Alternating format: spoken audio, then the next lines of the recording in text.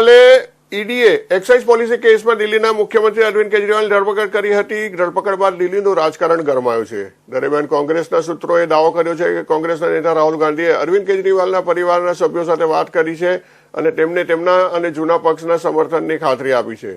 સૂત્રોનું કહેવું છે કે રાહુલ ગાંધી અને કેજરીવાલના પરિવારને મળશે અને કાયદાકીય મદદની ઓફર કરશે. રાહુલ કેજરીવાલને મળવાનો પણ પ્રયાસ કરશે. ગઈકાલે સાંજ પડતાની સાથે જ ઈડીની ટીમ મુખ્યમંત્રી આવાસ પર પહોંચી અને દારૂ નીતિ મામલે મુખ્યમંત્રી અરવિંદ કેજરીવાલની પૂછપરછ શરૂ કરી. રાત પડતા જ તેની ધરપકડ કરવામાં આવી હતી. આ પછી દિલ્હી સરકાર સામે નેતૃત્વ સંકટનો પ્રશ્ન ઉભો થયો છે.